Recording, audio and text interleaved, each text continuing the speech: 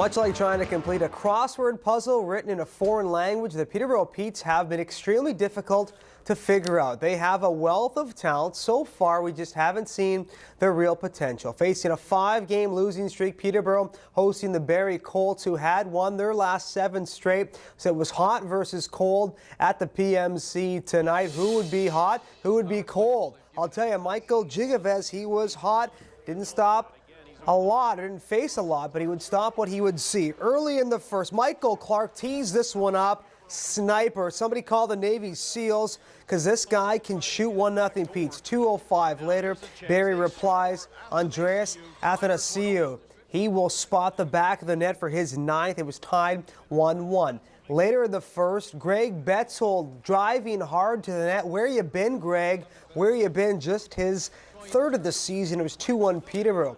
No scoring until the 3rd. Colts would tie it. Tyson Fawcett will draw things even at 2-2. This one would see plenty of opportunities in the 3rd for Barrie, but Michael Gigaves would stand tall, making timely saves, and this one would go to overtime.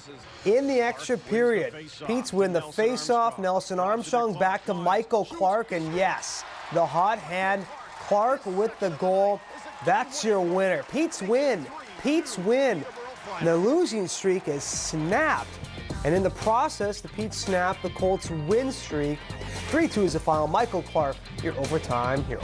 Yeah, it felt great to get a win and to help out for sure. I think as a unit, we just played a lot better, 5-on-5 on the ice. We're playing the unit in their end and our end. We're playing as 5 guys, not as individuals. And I think you see tonight they didn't get as many chances as a lot of teams have got here before, and it paid off. When you play that way, the way we did with guys reloading, guys tracking back, it was nice to see there was a bunch of block shots tonight. They didn't get to the net, so all those things add up, and when you look at them and you do add them up, at the end of the night, it usually results in a victory. It's definitely a big game that I need to have. Been struggling for a little bit, and it's nice to finally come back into the zone. Getting the win's most important, but contributing, scoring a goal to help the team, it feels good, and it's nice to personally bounce back and get some momentum going. All of our lines were going tonight, and we got a lot of chances on the net and limited them from getting chances, and we didn't get in too many odd man rushes, which is big, and I mean we've been doing that in the last couple of games, so it was a lot better effort, a lot tighter game. Today we worried about ourselves more,